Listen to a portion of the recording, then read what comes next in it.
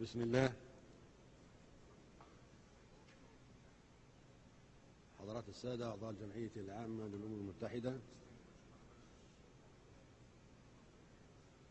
أحييكم باسم الاتحاد الأفريقي. In the name of the African Union, I would like to greet the members of the General Assembly of the United Nations, and I hope that this meeting will be among the most historic in the history of the world. In the name of the General Assembly at its 64th session, presided over by Libya of the African Union, of 1,000 traditional African kingdoms, and in my own name, I would like to take this opportunity as President of the African Union to congratulate our son Obama, because he is attending the General Assembly and we welcome him as his country is hosting this meeting.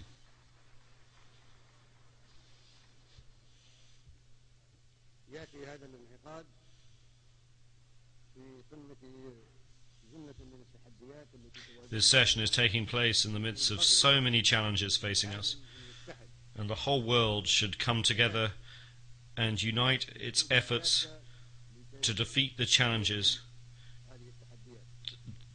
that are our principal common enemy.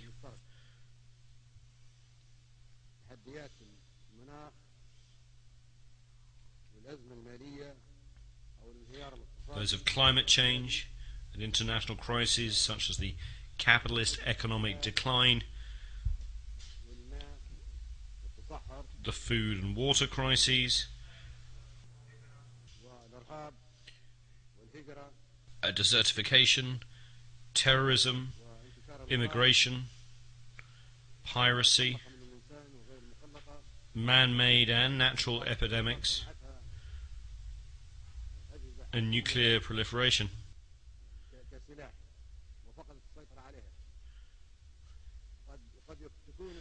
Perhaps influenza H1N1 was a virus created in a laboratory that got out of control, originally being meant as a military weapon.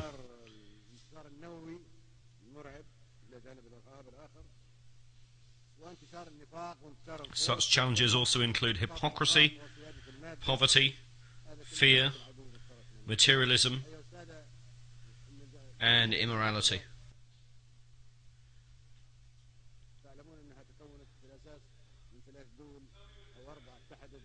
As is known, the United Nations was founded by 3 or 4 countries against Germany at the time. The United Nations was formed by the nations that joined together against Germany in the Second World War.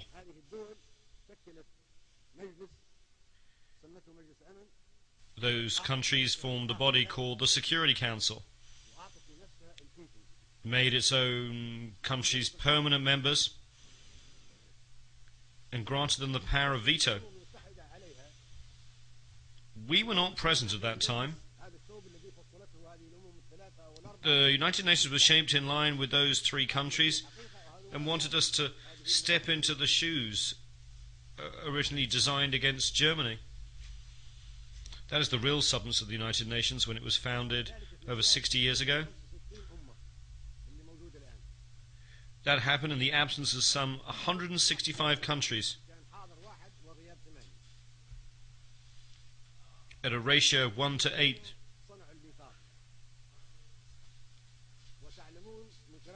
That is, 1 was present and 8 were absent. They created the Charter, of which I have a copy. If one reads the Charter of the United Nations, one finds that the preamble of the Charter differs from its articles.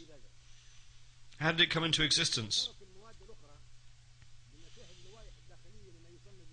All those who attended the San Francisco conference in 1945 participated in creating the preamble, but they left the articles and internal rules of the procedures of the so-called Security Council to experts, specialists and interested countries which were those countries that had established the Security Council and united against Germany.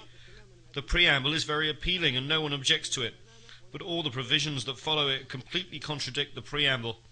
We reject such provisions and we will never uphold them. They ended with the Second World War.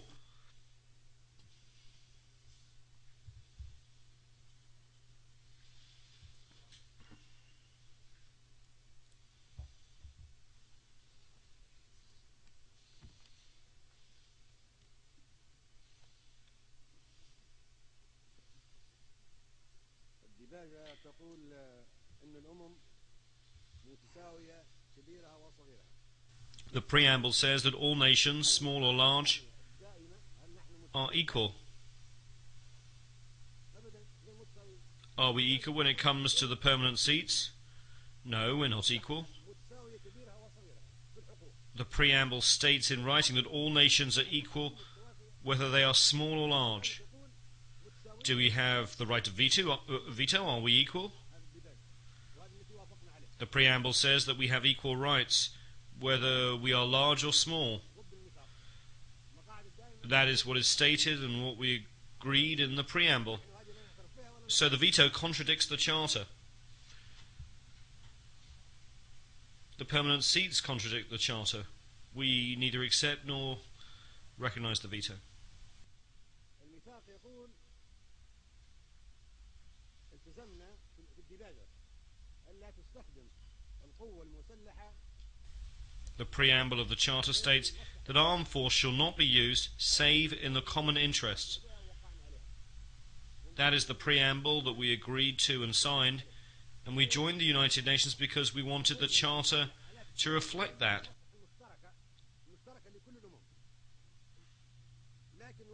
It says that armed force shall only be used in the common interest of all nations. But what has happened since then? 65 wars have broken out since the establishment of the United Nations and the Security Council. 65 since their creation, with the millions more victims than the Second World War. Are those wars and the aggression and force that were used in those 65 wars in the common interest of us all? No.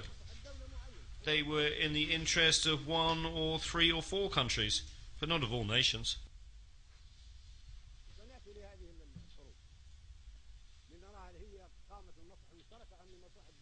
We will talk about whether those wars were in the interests of one country or of all nations. That flagrantly contradicts the Charter of the United Nations that we signed, and unless we act in accordance with the Charter of the United Nations to which we all agreed, we will reject it and not be afraid not to speak diplomatically to anyone. Now we are talking about the future of the United Nations. There should be no hypocrisy or diplomacy,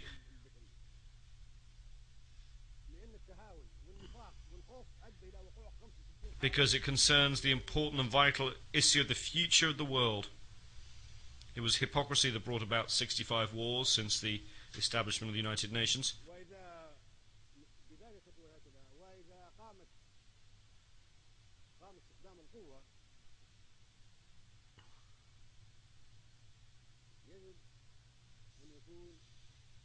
The preamble also states that if armed force is used, it must be a United Nations force.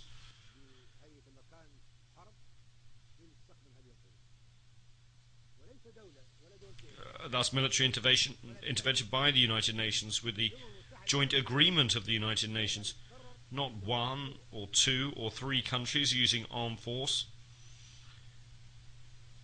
The entire United Nations will decide to go to war to maintain international peace and security.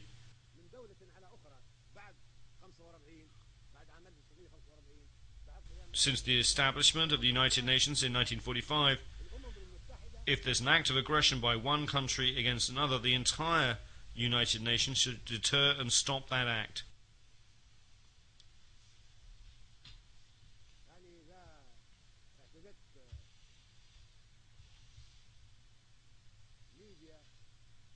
If a country, Libya for instance, were to exhibit aggression against France, then the entire organization would respond because France is a sovereign state. member of the United Nations, and we all share the collective responsibility to protect the sovereignty of all nations. However, 65 aggressive wars have taken place without any United Nations action to prevent them.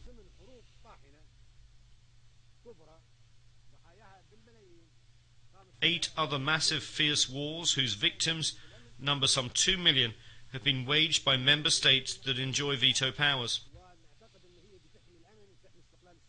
Those countries would have us believe they seek to maintain the sovereignty and independence of peoples, actually use aggressive force against peoples. While we would like to believe that these countries want to work for peace and security in the world and protect peoples, they have instead resorted to aggressive wars and hostile behavior, enjoying the veto they granted themselves as permanent members of the Security Council. They have initiated wars that have claimed millions of victims.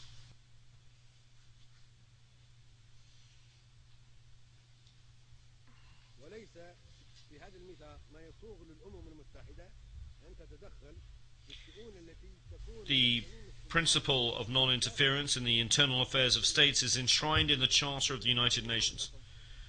No country, therefore, has the right to interfere in the affairs of any government, be it democratic or dictatorial.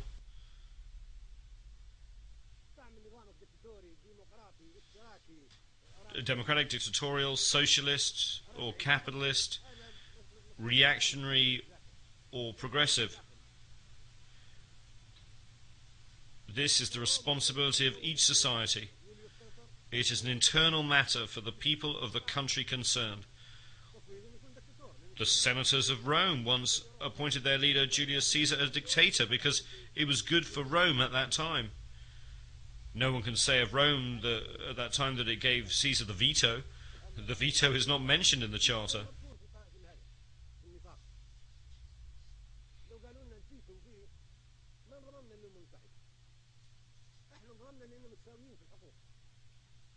We joined the United Nations because we thought we were equals, only to find that one country can object to all the decisions we make. Who gave the permanent members their status in the Security Council?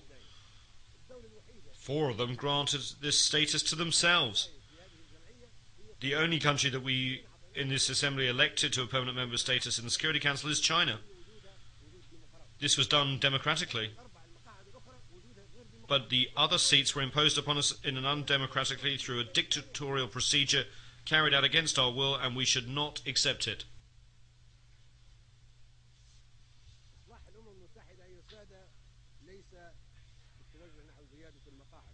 The Security Council reform we need is not an increase in the number of members, which would only make things worse.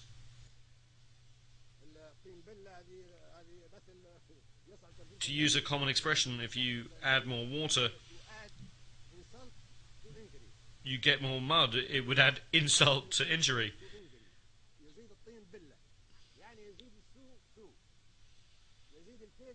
It would make things worse simply by adding more large countries to those that already enjoy membership of the Council.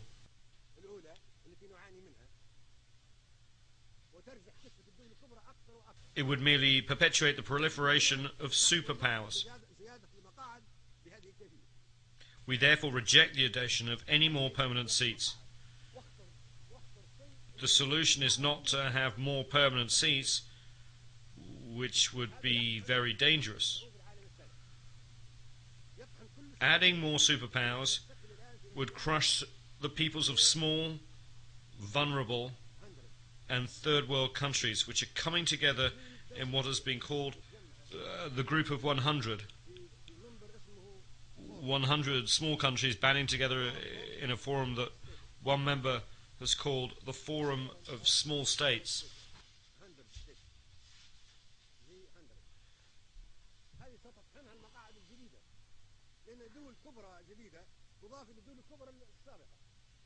These countries would be crushed by superpowers, were additional large countries to be granted membership in the Security Council.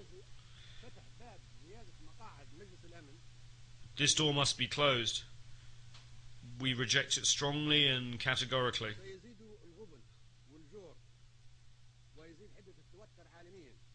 Adding more seats to the Security Council would increase poverty, injustice, and tension at the world level, as well as great competition between certain countries,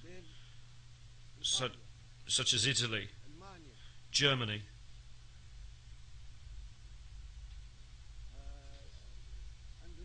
Indonesia, India, Pakistan, the Philippines, Japan, Brazil, Nigeria, Argentina, Algeria, Libya, Egypt, the Democratic Republic of the Congo, South Africa, Tanzania, Turkey, Iran, Ukraine and Greece. All these countries would seek a seat on the Security Council, making its membership almost as large as that of the General Assembly, and resulting in an impractical competition. What solution can there be? The solution is for the General Assembly to adopt a binding resolution under the leadership of Mr. Trekkie based on the majority will of the Assembly members and taking into account the consideration of no other body.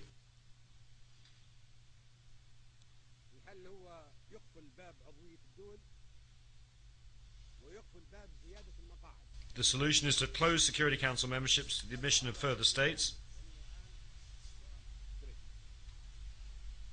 This item is on the agenda of the General Assembly during the present session presided over by Mr. Trekkie. Membership through unions and the transference of mandates should supersede other proposals.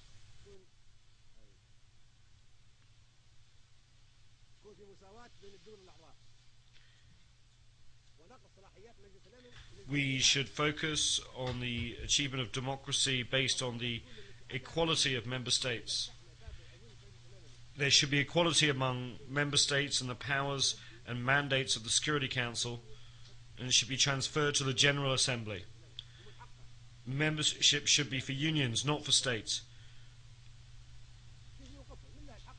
Increasing the number of member states would give the right to all countries to a seat, in accordance with the spirit of the preamble of the Charter. No country could deny a seat to the Council to Italy, for instance, if a seat was given to Germany. For the sake of argument, Italy might say that Germany was an aggressive country and was defeated in the Second World War.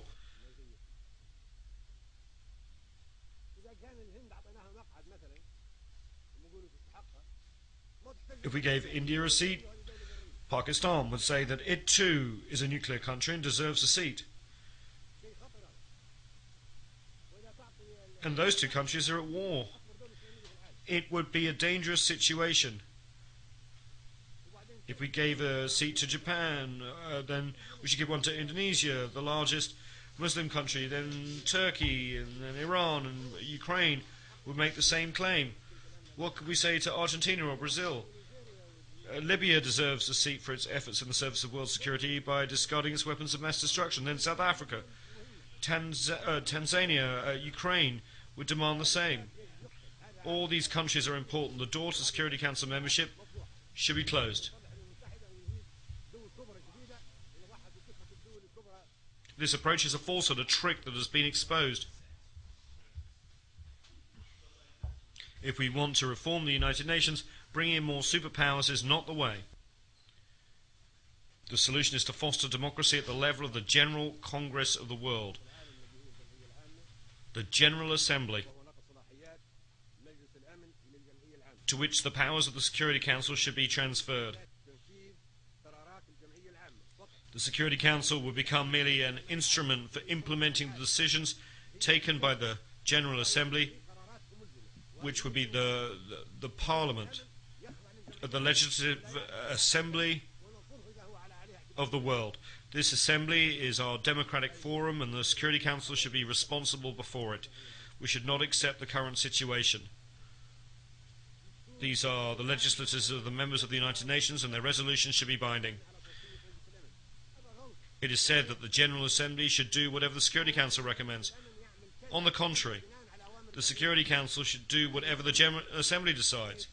This is the United Nations, the assembly that includes 192 countries. It is not the Security Council, which includes only 15 of the member states. How can we be happy about global peace and security if the whole world is controlled by only 5 countries?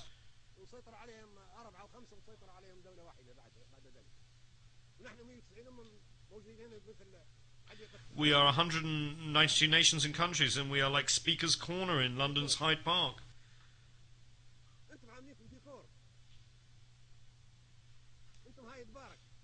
We just speak and nobody implements our decisions.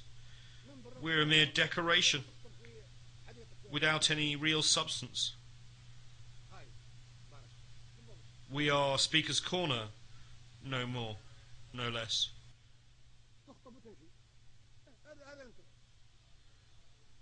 We just make speeches and then disappear. This is who you are right now.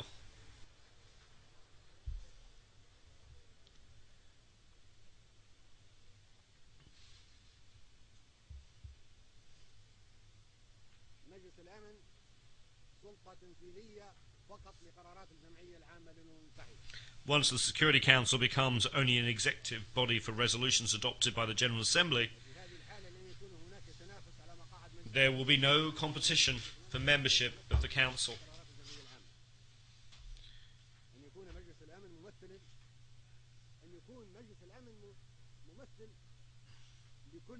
Once the Security Council becomes a tool to implement General Assembly resolutions, there will be no need for any competition. The Security Council should quite simply represent all nations in accordance with the proposals submitted to the General Assembly. There would be permanent seats on the Security Council for all unions and groups of countries.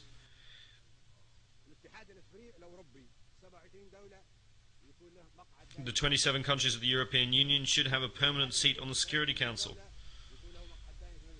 The countries of the African Union should have a permanent seat on the Security Council. The Latin American and ASEAN countries should have permanent seats. The Russian Federation and the United States of America are already permanent members of the Security Council.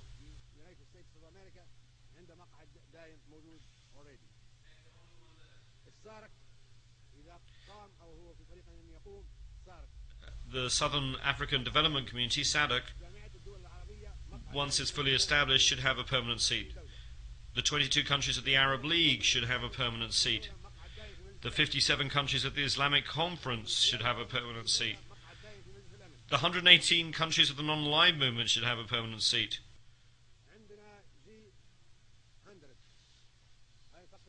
Then there is the G100.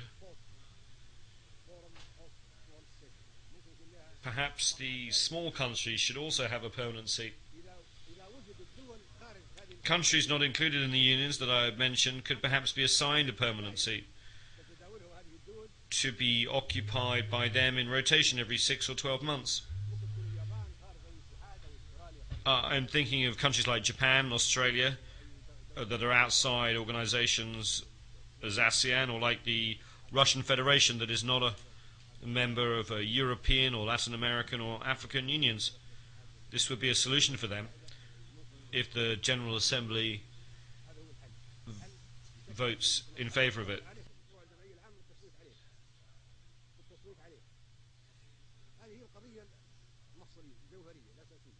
The issue is a vitally important one.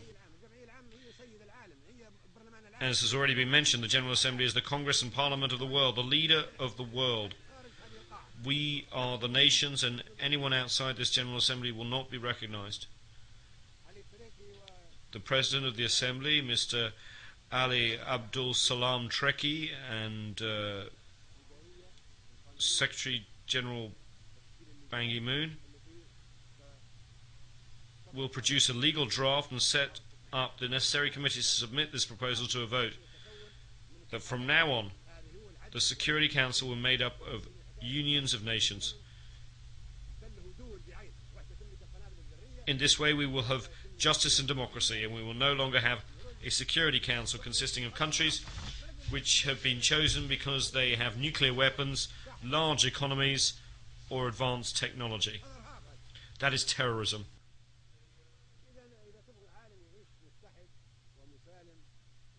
We cannot allow the Security Council to be run by superpowers. That is terrorism in itself. If we want a world that is united, safe and peaceful, this is what we should do. If we want to remain in a world at war, that is up to you. We will continue to have conflict and to fight until doomsday or the end of the world. All Security Council members should have the right to exercise the veto, or else we should eliminate the whole concept of the veto with this new formation of the Council. This would be a real Security Council. According to the new proposal submitted to the General Assembly, it will be an executive council under the control of the General Assembly, which will have the real power and make all the rules.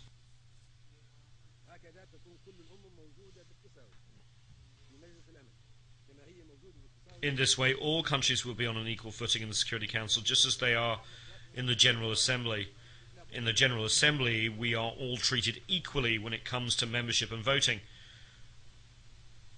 It should be the same in the Security Council.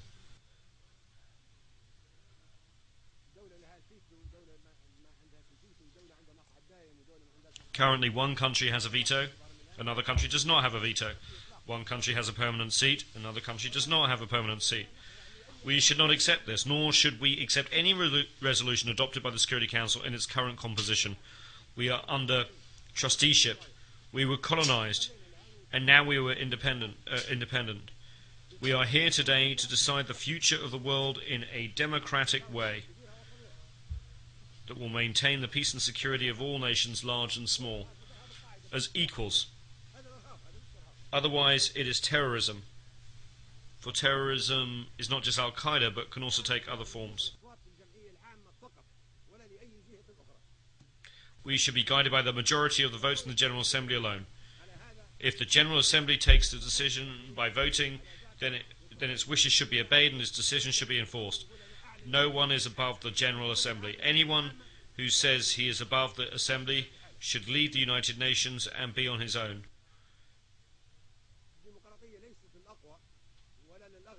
Democracy is not just for the rich or most powerful or those who practice terrorism. All nations should be and should be seen to be on an equal footing.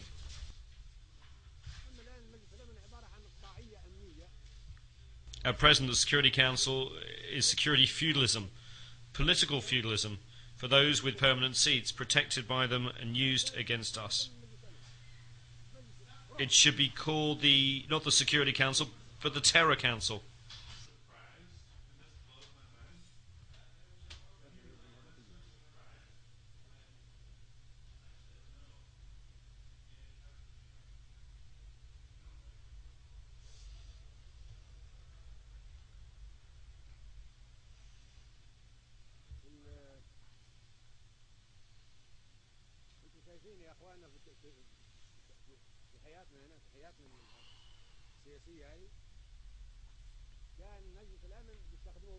In our political life, if they need to use the Security Council against us, they turn to the Security Council. If they have no need to use it against us, they ignore the Security Council. If they have an interest to promote, an axe to grind, they respect and glorify the Charter of the United Nations, they turn to Chapter 7 of the Charter and use it against poor nations. If, however, they wish to violate the Charter, they would ignore it as if it did not exist at all.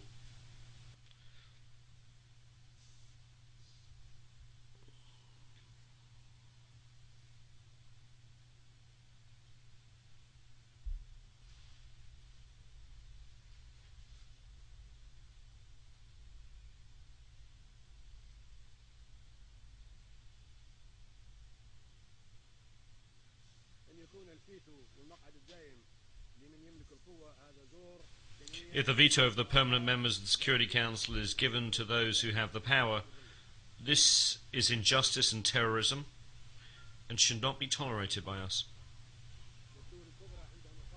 We should not live in the shadow of this injustice and terror. Superpowers have complicated global interests. They use the veto to protect those interests. For example, in the Security Council, they use the power of the United Nations to protect their interests and to terrorize and intimidate the third world, causing it to live under the shadow of terror. From the beginning, since it was established in 1945, the Security Council has failed to provide security. On the contrary, it has provided terror and sanctions. It is only used against us. For this reason, we will no longer be committed to implementing Security Council resolutions after this speech, which marks the 40th anniversary.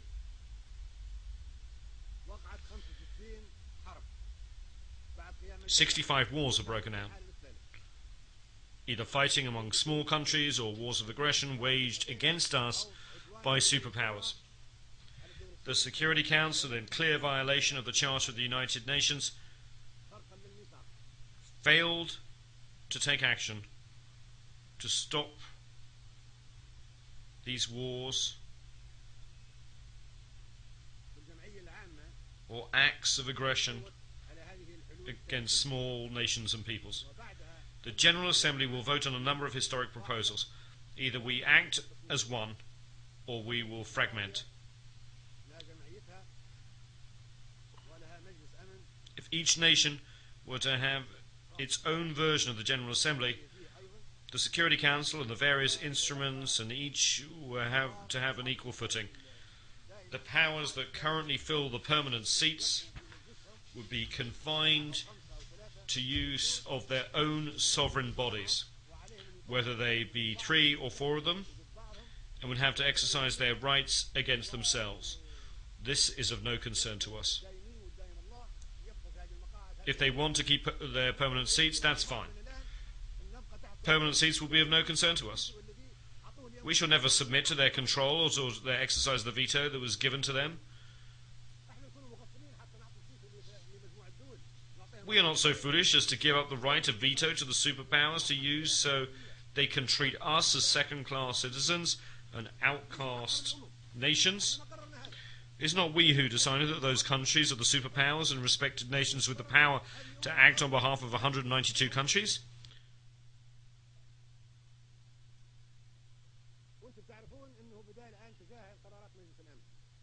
You should be fully aware that we are ignoring the Security Council resolutions because those resolutions are used solely against us and not against the superpowers, which have the permanent seats and the right of veto. Those powers never use any resolutions against themselves. They are, however, used against us. Such use has turned the United Nations into a travesty of itself and has generated wars of violations of the sovereignty of independent states. It has led to war crimes and genocides. All of this is in violation of the Charter of the United Nations.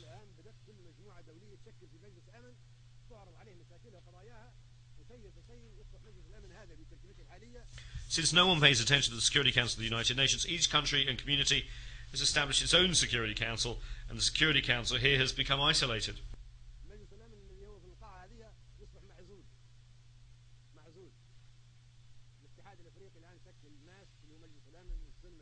The African Union has established its own Peace and Security Council.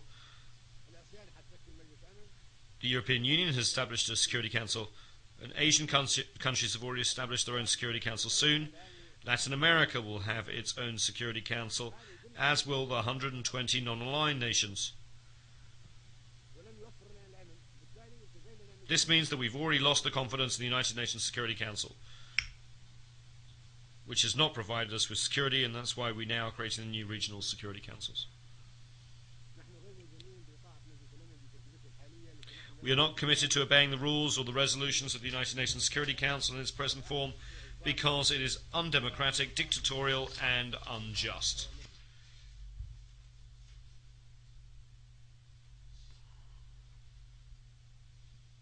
No one can force us to join the Security Council or to obey or comply with the resolutions or orders given by the Security Council in its present composition. Furthermore, there is no respect for the United Nations and no regard for the General Assembly, which is actually the true United Nations, but whose resolutions are non-binding. The decisions of the International Court of Justice, the international judicial body, take aim only at small countries and third world nations. Powerful countries escape the notice of the court, or, if judicial decisions are taken against these powerful countries, they are not enforced.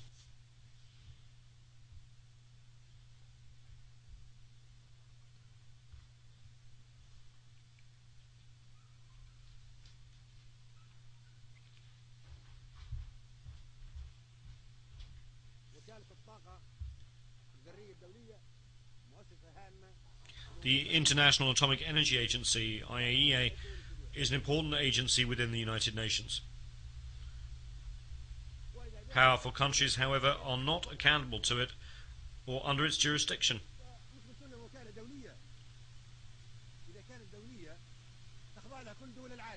We have discovered that the IAEA is only used against us.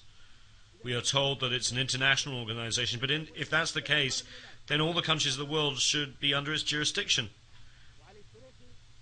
If it's not truly international, then right after this speech, we should no longer accept it and should close it down. Mr. Trekkie, in his capacity as President of the General Assembly, should talk to the Director General of the IAEA, Mr. Al-Baradei, and should ask him if he is prepared to verify nuclear energy storage in all countries and inspect all suspected increases. If he says yes, then we accept the agency's jurisdiction. But if he says that he cannot go into certain countries that have nuclear power and he does not have any jurisdiction over them, then we should close the agency down and not submit to its jurisdiction. For your information, I called Mr. El-Baradei when we had the problem of the Libyan nuclear bomb. I called Mr. El-Baradei and asked him if the agreements by the superpowers to reduce nuclear supplies were subject to agency control and under inspection, and whether he was aware of any increases in their activity. He told me that he was not in a position to ask the superpowers to be inspected. So is the agency only inspecting us? If so, it does not qualify as an international organisation since it is selective, just like the Security Council and the International Court of Justice. This is not equitable, nor is the United Nations. We totally reject this situation.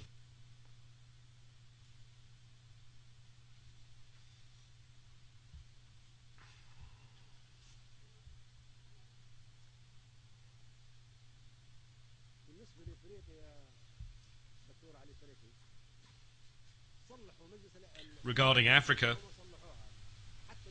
Mr. President, whether the United Nations is reformed or not, but even before a vote is taken on any proposals of a historic nature, Africa should be given a permanent seat on the Security Council now, having already waited too long. Leaving aside United Nations reform, we can certainly say that Africa was colonized, isolated and persecuted, and its rights usurped. Its people were enslaved and treated like animals, and its territory was colonized and placed under trusteeship. The countries of the African Union deserve a permanent seat. This is a debt from the past that has to be paid and has nothing to do with the United Nations reform. It's a priority matter and is high on the agenda of the General Assembly. No one can say that the African Union does not deserve a permanent seat. Who can argue with that proposal? I challenge anyone to make a case against it. Where is the proof that the African Union or the African continent does not deserve a permanent seat? No one can possibly deny this.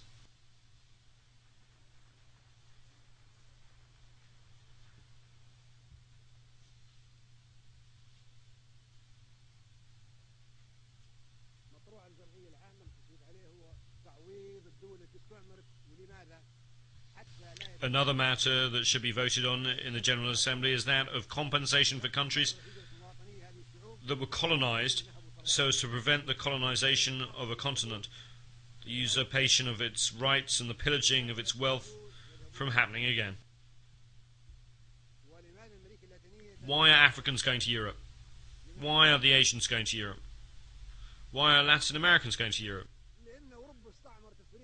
It is because Europe colonized those peoples and stole the material and human resources of Africa, Asia and Latin America, the oil, the minerals, the uranium, the gold, the diamonds, the fruit, the vegetables, the livestock and the people, and use them.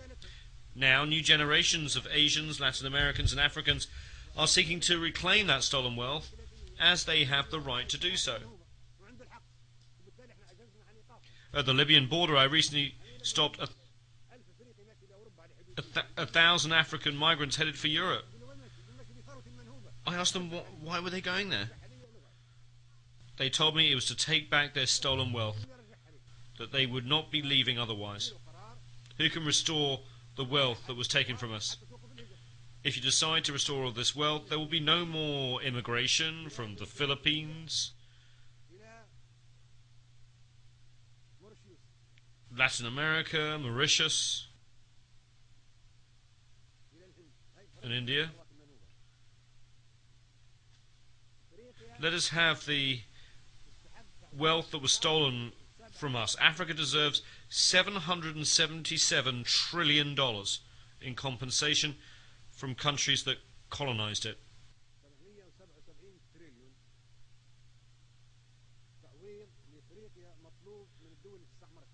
Africans will demand that amount. If you do not give it to them, they will go to where you have taken those trillions of dollars. They have the right to do so. They have to follow that money and bring it back again. Why is there no Libyan immigration to Italy, even though Libya is so close by? Italy owed compensation to the Libyan people. It accepted the fact and signed an agreement with Libya, which is adopted by both the Italian and the Libyan parliaments. Italy admitted that its colonization of Libya was wrong and should never be repeated, and promised not to attack the Libyan people by land, air or sea. Italy also agreed to provide Libya with $250 million a year in compensation over the next 20 years, and to build a hospital for the Libyans maimed as a result of the mines planted in Libyan territory during the Second World War.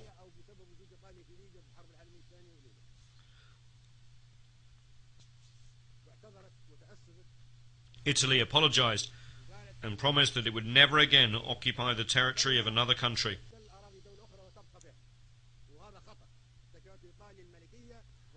Italy, which was a kingdom during the fascist regime, has made rich contributions to civilization,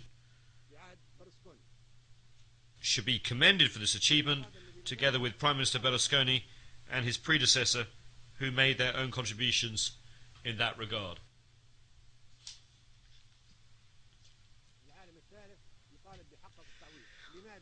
Why is this third world demanding compensation? So that there will be no more colonization, so that large and powerful countries will not colonize, knowing that they will have to pay compensation. Colonization should be punished. The countries that harmed other peoples during the colonial era should pay compensation for the damage and suffering inflicted under their colonial rule.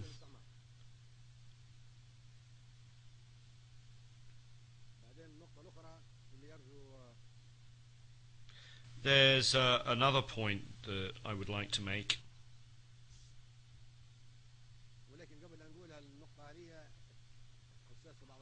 However, before doing so, and addressing a somewhat sensitive issue, I should like to make an aside.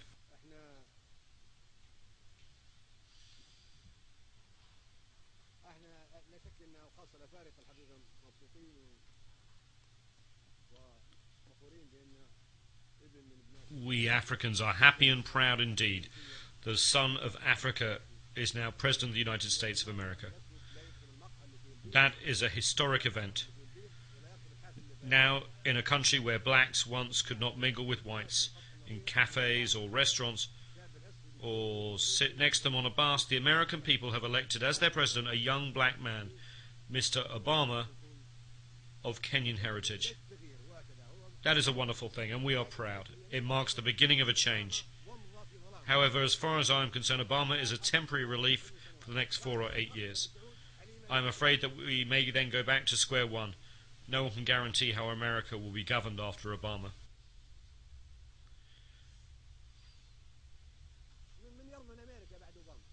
We would be content if Obama could remain President of the United States of America forever.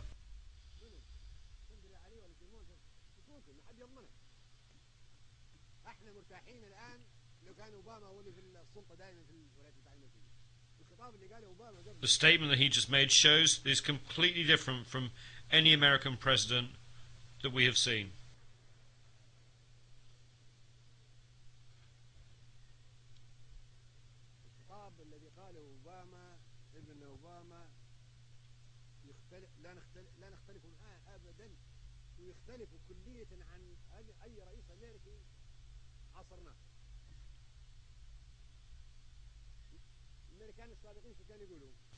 American presidents used to threaten us with all manner of weapons,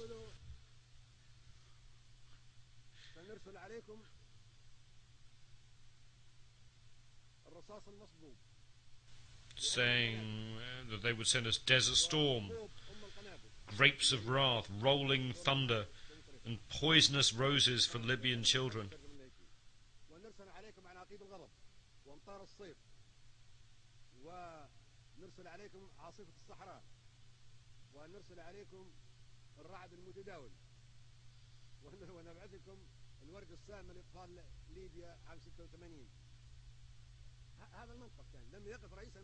That was their approach. American presidents used to threaten us with operations such as Rolling Thunder, sent to Vietnam, Desert Storm, sent to Iraq.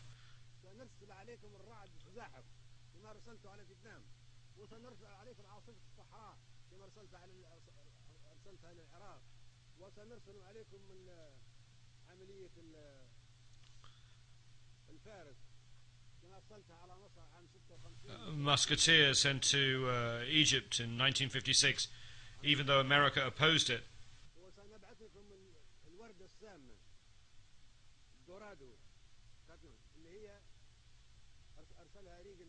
And the poisonous roses visited upon Libyan children by Reagan. Can you imagine? One would have thought that presidents of a large country with a permanent seat on the Security Council and the right of veto would have protected us and sent us peace. And what did we get instead? Laser-guided bombs carried to us on F-111 aircraft. This was their approach. We will lead the world, whether you like it or not, and we will punish anyone who opposes us. What our son Obama said today is completely different. He made a serious appeal for nuclear disarmament, which we applaud. He also said that America alone could not solve the problems facing us, and that the entire world should come together to do so. He said that we must do more than we are doing now, which is making speeches. We agree with that and applaud it. He said that we had to come to the United Nations to talk against one another. It is true that when we come here, we should communicate with one another on an equal footing. And he said that democracy should not be imposed from outside. Until recently, American presidents have said that democracy should be imposed on Iraq and other countries. But he said that this was an internal affair. He spoke truly when he said that democracy cannot be imposed from outside.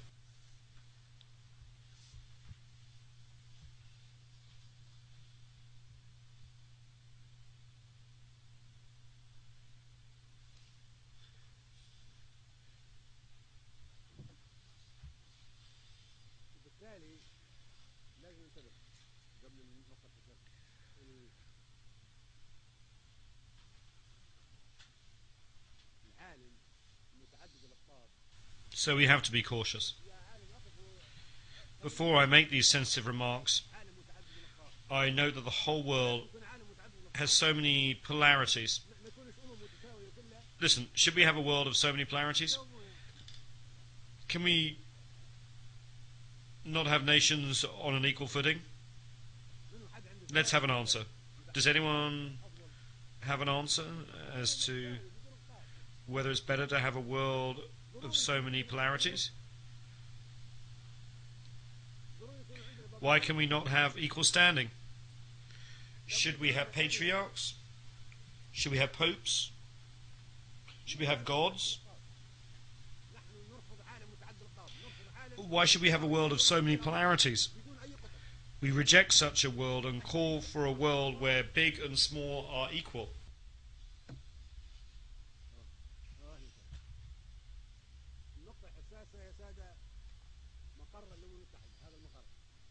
The other sensitive point is the headquarters of the United Nations.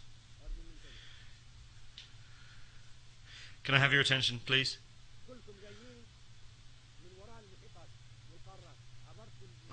All of you came across the Atlantic Ocean, the Pacific Ocean, crossing the Asian continent or the African continent to reach this place. Why? Is this Jerusalem? Is this the Vatican? Is this Mecca? All of you are tired. You have jet lag and have sleepless nights.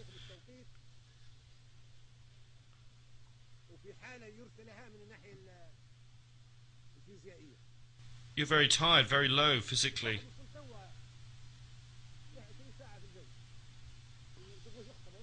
Somebody arrived just now, flying 20 hours. Then we wanted to make a speech and talk about this. All of you are asleep. All of you are tired. It is clear that all of you are lacking energy because of having to make such a long journey. Why do we do that? Some of our countries are in night time and people are asleep. Now you should be asleep because your biological clock, your biological mind is accustomed to being asleep at this time. I wake up at 4 o'clock New York time before dawn because in Libya it's 11 in the morning. When I wake up at 11 it's supposed to be daytime. At 4 o'clock I am awake. Why? Think about it. If this was decided in 1945, should we still retain it? Why can we not think about a place that's in the middle, that is comfortable? Another important point is that America, the host country, bears the expenses and looks after the headquarters and diplomatic missions and looks after the peace and security of the heads of state who come here. They are very strict. They spend a lot of money. New York and all of America being very tight.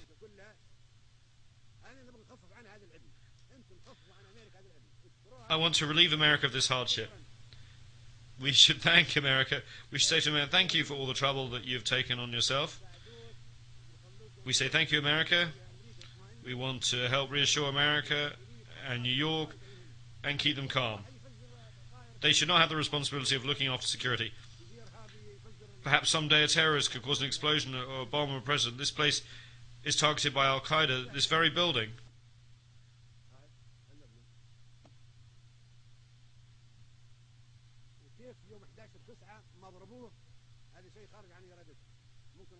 Why was it not hit on September 11th?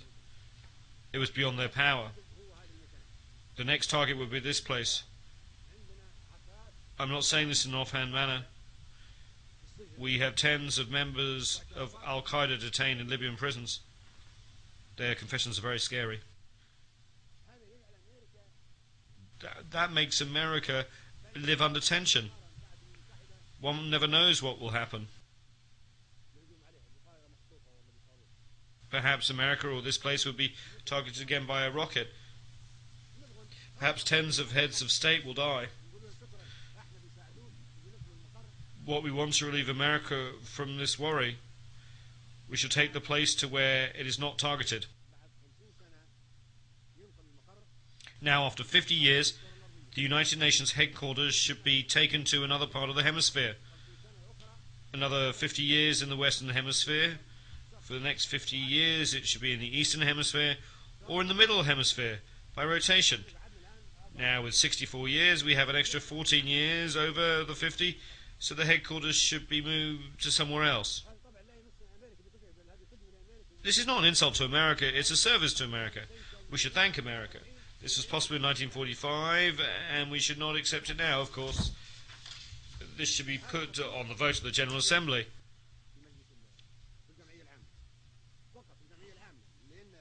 Only in the General Assembly, because in Section 23 of the Headquarters Agreement it says that the United Nations headquarters can be moved to another location only by a resolution of the General Assembly.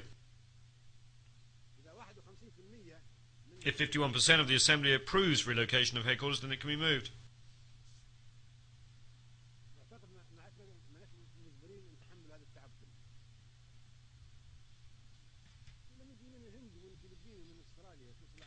America has the right to make its security tight because it's targeted by terrorists and by Al-Qaeda.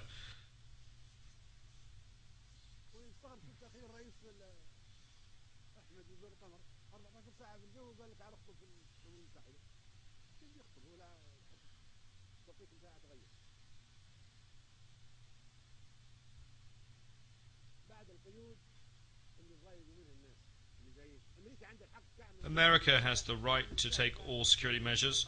We're not blaming America for that. However, we do not tolerate these measures. We do not come to New York and be subjected to all these measures.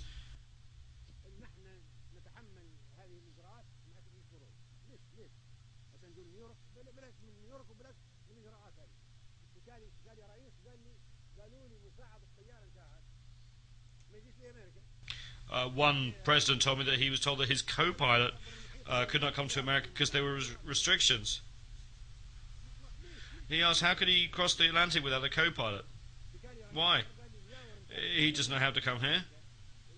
Another president complained that his honor guard could not come because there was some misunderstanding regarding his name when it came to granting a visa.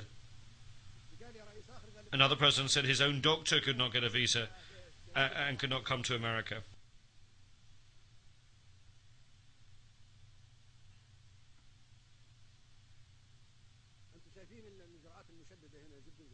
The security measures are very strict.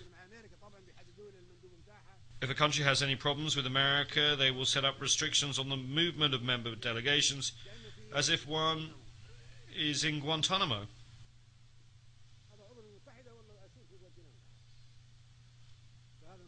Is this a member state of the United Nations? Or is it a prisoner in the Guantanamo camp that cannot be allowed free movement? This is what is submitted to the General Assembly for a vote, moving the headquarters. If 51% agree, then we come to the second vote, to the middle of the globe or the eastern part. If we say we move the headquarters to the middle of the hemisphere, why don't we move it to Sirte or Vienna? One can come even without a visa. Once you come as president, Libya is a secure country. We are not going to restrict you to 100 or 500 meters. Libya has no hostile actions against anybody, and I think the same holds true of Vienna.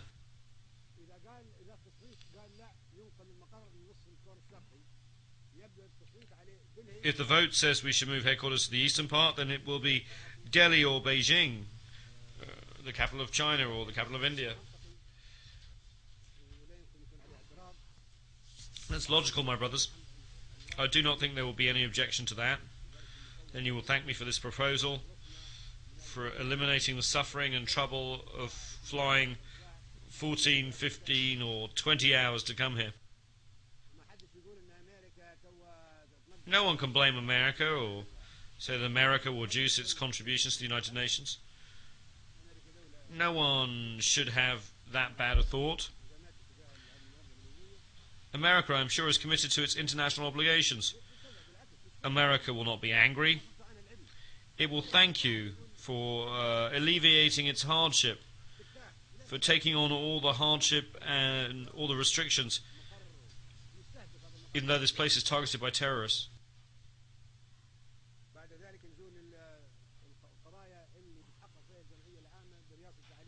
We come now to the issues that will be considered by the General Assembly.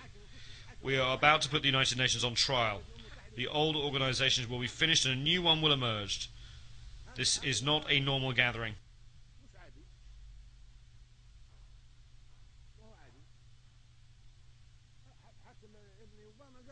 Even son Obama said that this is not a normal gathering. It is a historic meeting. The wars that took place after the establishment of the United Nations, why did they occur? Where was the Security Council? Where was the Charter? Where was the United Nations? There should be investigations and judicial intervention. Why have there been massacres? We can start with the Korean War because it took place after the establishment of the United Nations. How did a war break out and cause millions of victims? Nuclear weapons could have been used in that war. Those who are responsible for causing the war should be tried and should pay compensation and damages.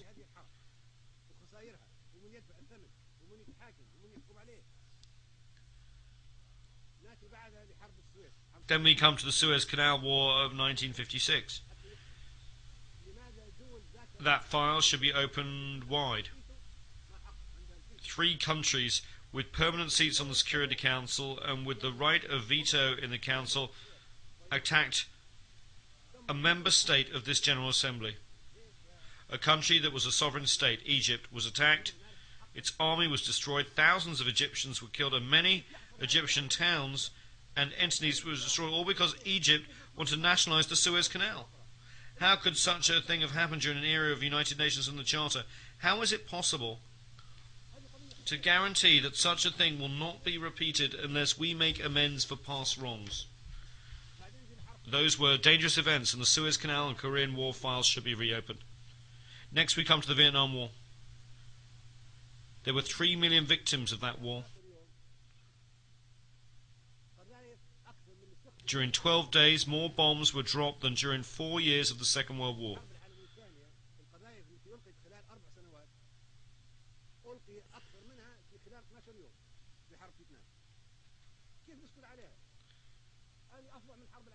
It was a fiercer war, and it took place after the establishment of the United Nations and after we had decided that there would be no more wars. The future of humankind is at stake. We cannot stay silent. How can we feel safe? How can we be complacent? This is the future of the world, and we who are in the General Assembly of the United Nations must make sure that wars are not repeated in the future. Then Panama was attacked, even though it was an independent member state of the General Assembly. 4,000 people were killed, and the president of that country was taken prisoner and put in prison.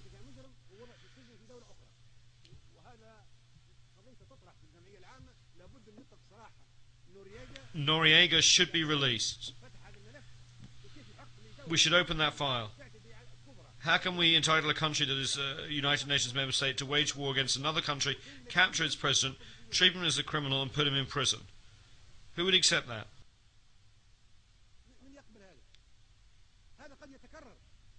It could be repeated. We should not stay quiet.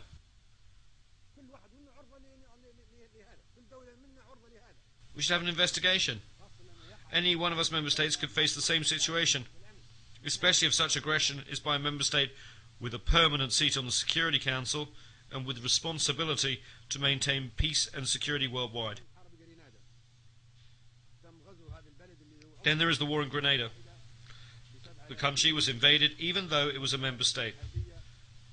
It was attacked by 5,000 warships, 7,000 troops and dozens of military aircraft. It is the smallest country in the world. This occurred after the establishment of the United Nations, of the Security Council and its veto, and the president of Grenada, Mr. Maurice Bishop, was assassinated. How could that have happened with impunity? It's a tragedy. How can we guarantee that the United Nations is good or not, that a certain country is good or not? Can we be safe or happy about the future or not? Can we trust the Security Council or not? Can we trust the United Nations or not? We must look into and investigate the bombing of Somalia. Somalia is a United Nations member state. It's an independent country under the rule of IDID. We want an investigation. Why did that happen? Who allowed it to happen? Who gave the green light for that country to be attacked? Then there's former Yugoslavia. No country was as peaceful as Yugoslavia, constructed step by step and piece by piece after being destroyed by Hitler.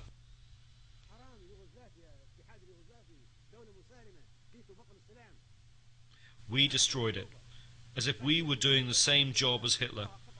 Tito built that peaceful country step by step, brick by brick, and then we arrived and broke it apart from imperialistic and personal interests. How can we be complacent about that? Why can we not be satisfied? If a peaceful country like Yugoslavia faced such a tragedy, the General Assembly should have an investigation and should decide who should be tried before the International Criminal Court. Then we have war in Iraq, the mother of all evils.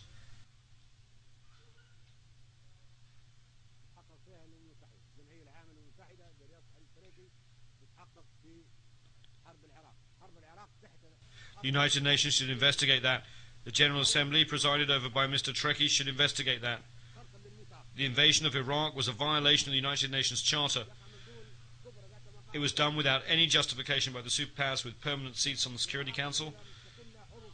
Iraq is an independent country and a member state of the General Assembly. How could those countries attack Iraq? As provided for in the Charter, the United Nations should have intervened and stopped the attack.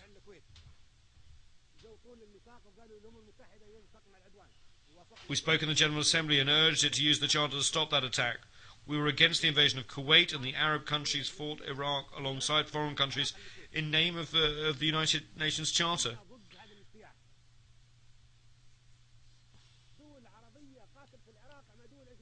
In the first instance, the Charter was respected. The second time, when we wanted to use the Charter to stop the war in Iraq, no one used it, and that document was ignored. Why did that occur? Mr. Trekkie and the General Assembly should investigate to determine whether there was any reason at all to invade Iraq.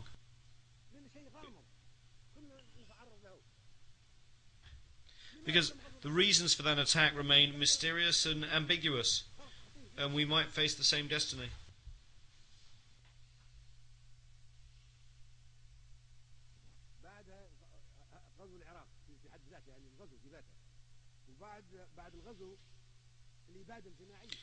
Why was Iraq invaded?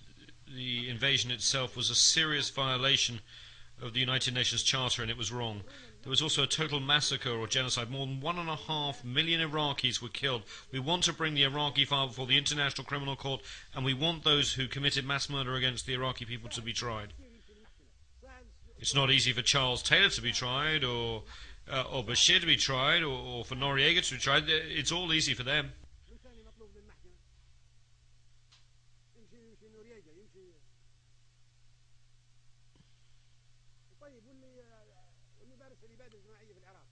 But what about those who have committed mass murder against the Iraqis? They cannot be tried. They cannot go before the ICC. If the court is unable to accommodate us, then we should not accept it. Either it is meant for all of us, large or small, or we should not accept it and should reject it. Anyone who commits a war crime can be tried. But we are not livestock or animals like those that are slaughtered for the Eid. We have the right to live, and we are ready to fight to defend ourselves.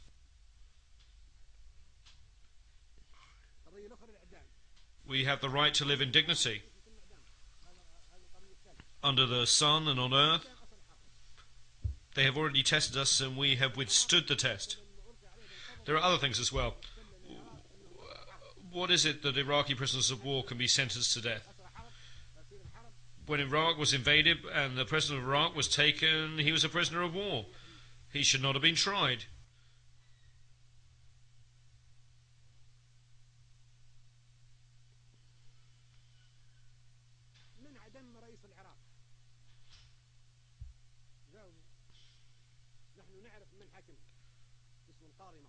He should not have been hanged. When the war was over, he should have been released. We want to know why a prisoner of war should have been tried. Who sentenced the president of Iraq to death? Is there an answer to that question? We know the identity of a judge who tried him, and those who tied the noose around the president's neck on the day of sacrifice and hanged him. Those people wore masks. How could this have happened in a civilized world? They were prisoners of war of civilized country under international law. How could government ministers and a head of state be sentenced to death and hanged? Were those who tried them lawyers or members of a judicial system? Do you know what people are saying? They are saying that the faces behind the masks were those of the President of the United States and the Prime Minister of the United Kingdom. And it was they who put the President of Iraq to death.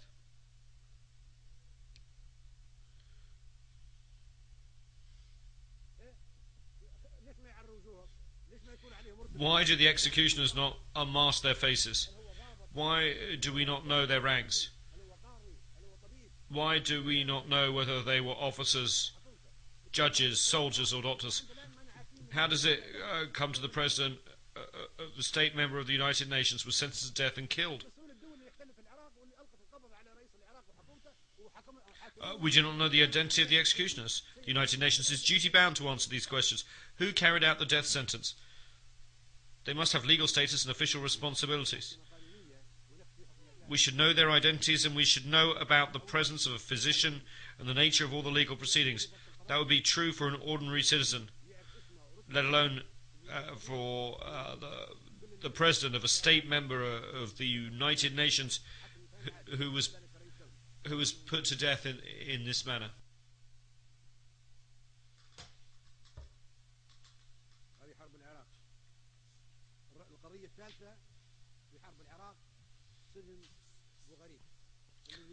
My third point on Iraq relates to Abu Ghraib.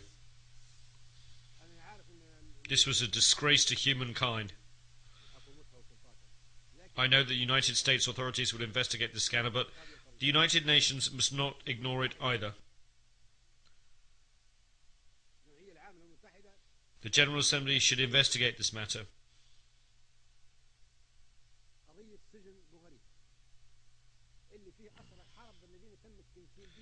Prisoners of war held in Abu Ghraib prison were tortured.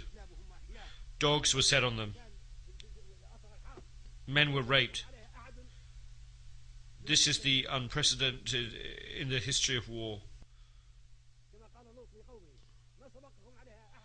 It was sodomy, and it was an unprecedented sin, never before committed by past aggressors or invaders. Prisoners of war are soldiers, but these were raped in prison by a state, a permanent member of the Security Council. This goes against civilization and humankind.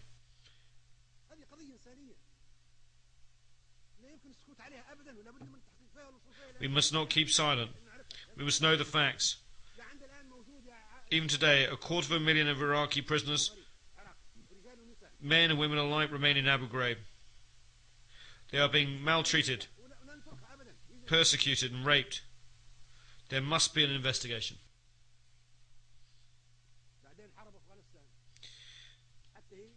Turning to the war in Afghanistan, this too must be investigated. Why are we against the Taliban? Why are we against Afghanistan? Who are the Taliban? If the Taliban want a religious state, that's fine. Think of the Vatican. Does the Vatican pose a threat to us? No, it's a religious, very peaceful state. If the Taliban want to create an Islamic emirate, who says that this makes them an enemy? Is anyone claiming that bin Laden is of the Taliban or that he is Afghan? Is bin Laden of the Taliban? No. He is not of the Taliban and he is not an Afghan. Were the terrorists who hit New York of the Taliban? Were they from Afghanistan? They were neither Taliban nor Afghani. Then what was the reason for the wars in Iraq and Afghanistan? If I truly wanted to deceive my American and British friends, I would encourage them to send more troops, and I would encourage them to persist in this bloodbath. But they will never succeed in Iraq or Afghanistan. Look what happened to them in Iraq, which is a desert. It's even worse in mountainous Afghanistan.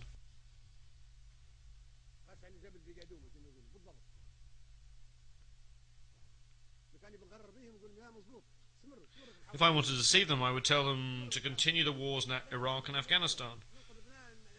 But no, I want to save the citizens of the United States, the United Kingdom, and other countries who are fighting in Iraq and Afghanistan. So I tell them, leave Afghanistan to the Afghans. Leave Iraq to the Iraqis. If they want to fight each other, they are free to do so.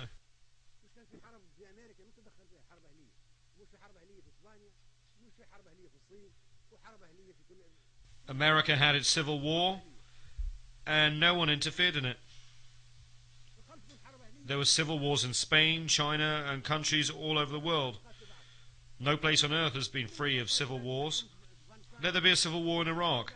If the Iraqis want to have a civil war and fight each other, that's fine.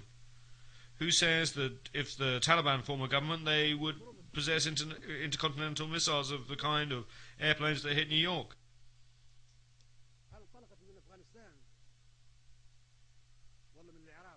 Did those aeroplanes take off from Afghanistan or Iraq? No, they took off from American airports. So why is Afghanistan being struck? The terrorists were not Afghans or Taliban or Iraqis. Why are we silent? We must never be war devils. Anyone who does not speak the truth is a silent devil. We are committed to international peace and security. We do not wish to scorn or ridicule humankind. We want to save humanity.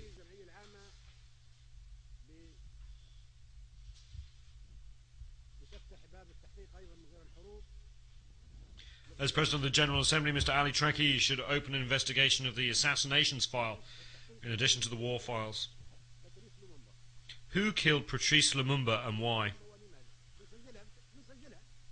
We merely want to record it in the annals of African history. We want to know how an African leader, a liberator, came to be assassinated. Who killed him? We want our sons to be able to read the history of how Patrice Lumumba, the hero of Congo's liberation struggle, was assassinated. We want to know the facts, even 50 years on. That is one file that should be reopened. And who killed Secretary General Doug Hammarskjöld? Who fired on his aeroplane in 1961 and why? And then there's the assassination of United States President Kennedy in 1963.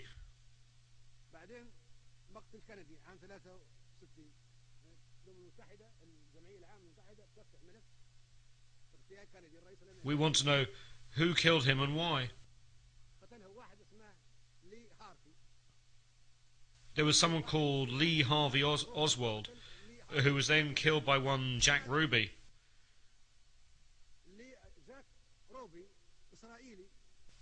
But why did he kill him? Jack Ruby, an Israeli, killed Lee Harvey Oswald, who killed Kennedy. Why did this Israeli kill Kennedy's killer? Then Jack Ruby, the killer of Kennedy, die in mysterious circumstances before he could be tried. We must open the files. The whole world knows that Kennedy wanted to investigate the Israeli Dimona nuclear reactor. This involves international peace and security and weapons of mass destruction. That is why we should open this file.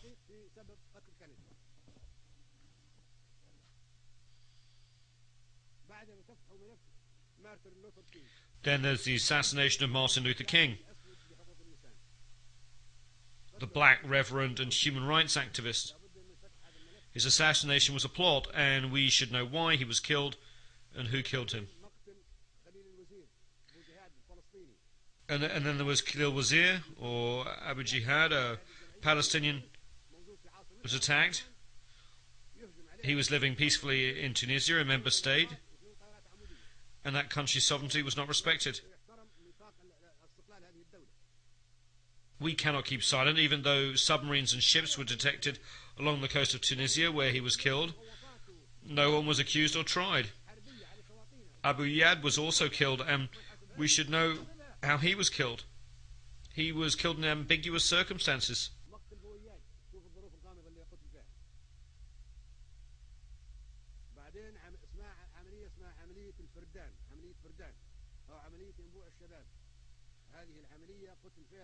In Operation Spring of Youth, Kamal Nasser, a poet, Kamal Adwan and Abu Yusuf al-Najjar, 3 Palestinians, were killed in Lebanon, a country that is free, a sovereign state, member of the General Assembly.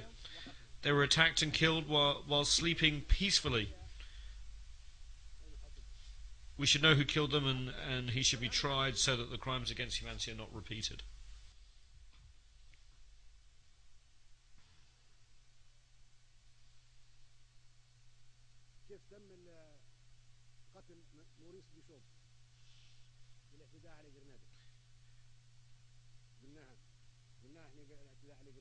We've already talked about the size of the force used in the invasion of Grenada. 7,000 troops, 15 battleships, dozens of bombers.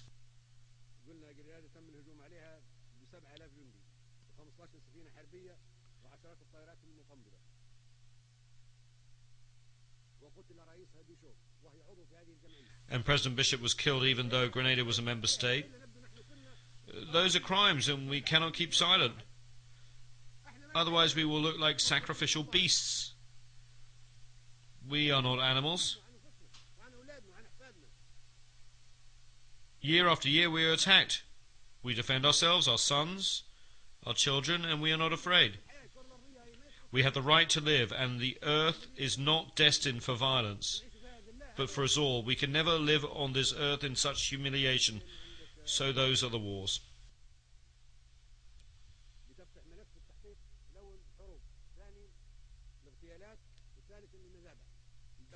The last files is that of the massacres. In the Sabra and Shatila massacre, 3,000 people were killed. That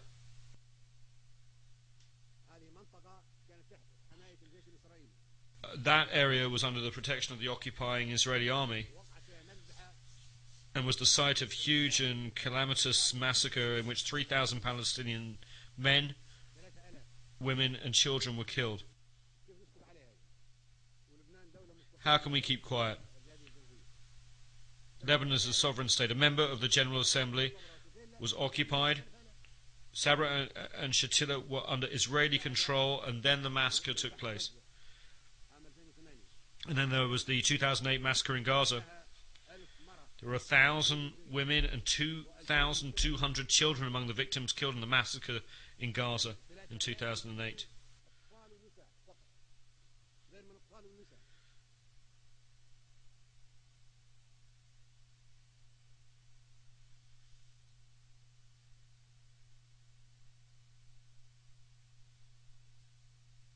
تم تدمير 50 مؤسسة تبع الأمم المتحدة تبع هذه الجمعية.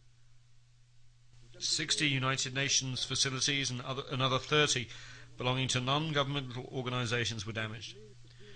50 clinics were destroyed. 40 doctors and nurses were killed while carrying out humanitarian activities. This took place in Gaza in December 2008. The perpetrators are still alive, and they should be tried by the International Criminal Court. Should we try only the underdogs, the weak and the poor of the third world countries, and not important and protected figures?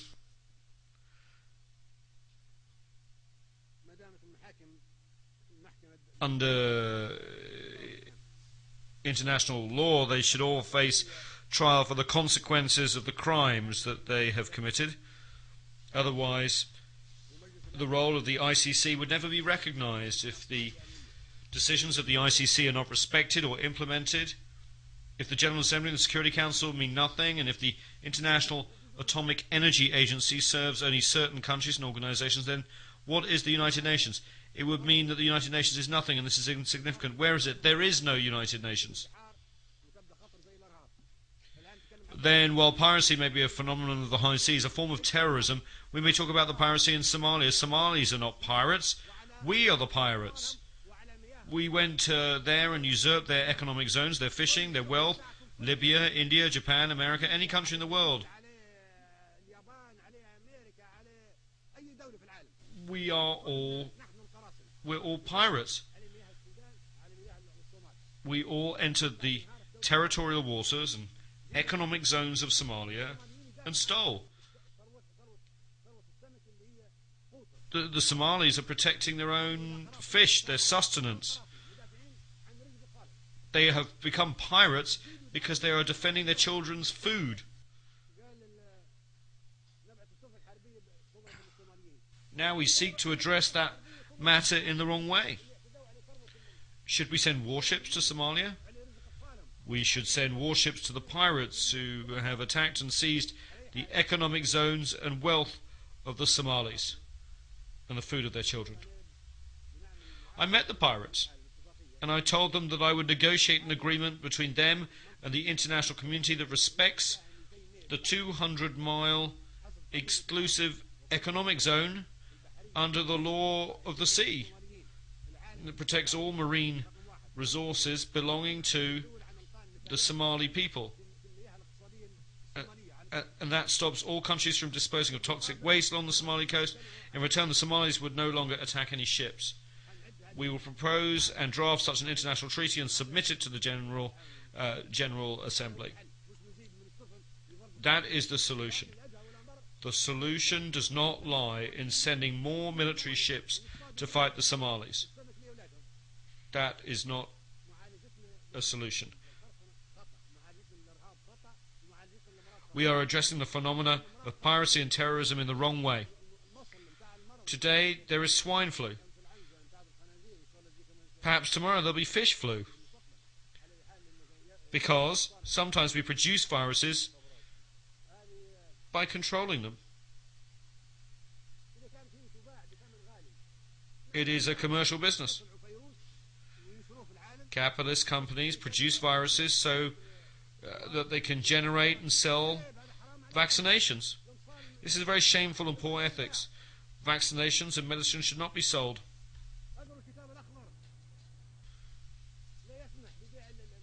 In the Green Book, I maintain that medicines should not be sold or subject to commercialization. Medicines should be free of charge and vaccinations given free to children. But capitalist companies produce the viruses and vaccinations and want to make a profit. Why are they not free of charge? We should give them free of charge, not sell them.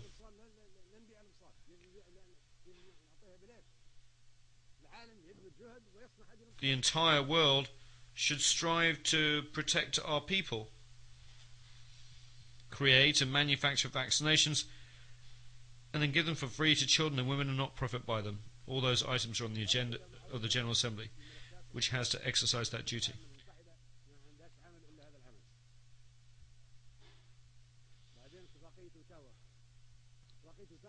The Ottawa Convention on Landmines forbids the production of landmines. That is wrong. Landmines are defensive weapons. If I place them along the border of my country and someone wants to invade me, they may be killed. That's all right, because they're invading me. The convention should be reconsidered. I'm not taking that defensive weapon to another country. The enemy is coming to me, and on the Gadaffi website, I call for that treaty to be modified or annulled. This treaty should be modified or annulled. I want to use anti-personnel mines to defend my home against invasion. Eliminate weapons of mass destruction, not landmines, which are defensive weapons.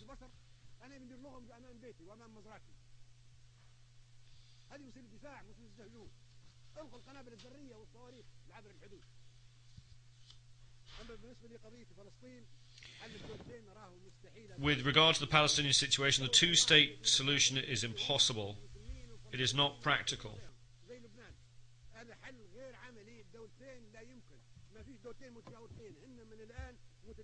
Currently, these two states completely overlap. Partition is doomed to failure. These two states are not neighbours. They are co-extensive in terms of both population and geography.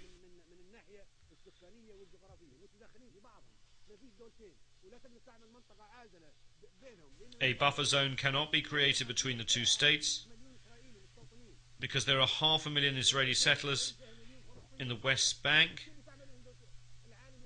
and 1 million Arab Palestinians in the territory known as Israel. The solution, therefore, is a democratic state without religious fanaticism or ethnicity. The generation of Sharon and Arafat is over. We need a new generation in which everyone can live in peace. Look at the Palestinian and Israeli youth. They both want peace and democracy. And they want to live under one state. This conflict poisons the world.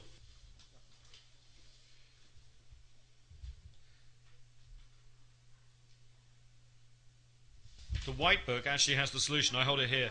The solution is retained. Arabs should have no hostility or animosity towards Israel. We are cousins of the same race. We want to live in peace. The refugees should go back. You are the ones who brought the Holocaust upon the Jews. You, not we, are the ones who burned them. We gave them refuge. We gave them safe haven during the Roman era and the Arab reign in Andalusia and during the rule of Hitler. You are the ones who poisoned them. You are the ones who annihilated them. We provided them with protection. You expelled them. Let us see the truth. We are not hostile. We are not enemies of the Jews. And one day the Jews will need the Arabs. At that point, Arabs will be the ones to give them protection, to save them. And we hope, as we have done in the past. Look at what everybody else did to the Jews. Hitler is an example. You are the ones who hate the Jews, not us. In brief, Kashmir should be an independent state, neither Indian nor Pakistani. We must end that conflict. Kashmir should be a buffer state between India and Pakistan. With regard to Darfur, I truly hope that the assistance provided by the international organisations can be used for development projects, for agriculture, for industry and for irrigation. You are the ones who made it a crisis. You put it on the altar. You wanted to sacrifice Darfur so you could interfere in its internal affairs.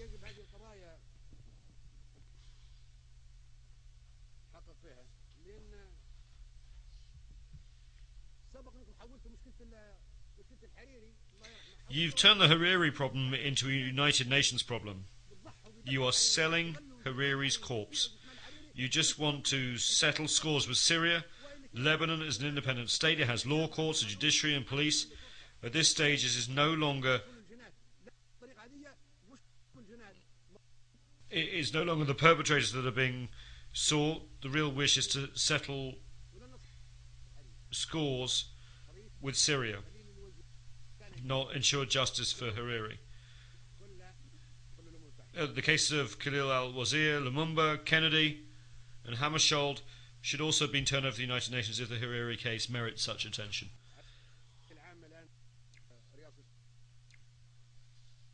The General Assembly is now under the presidency of Libya. This is our right.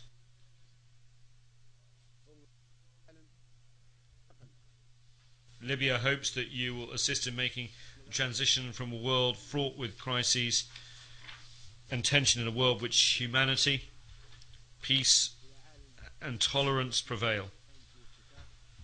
I will personally follow up on this issue with the General Assembly.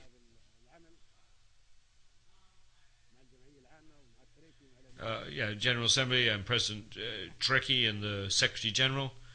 It is not our habit to compromise when it comes to the destiny of humanity and the struggles of the Third World and the 100 small nations, which should live in peace always.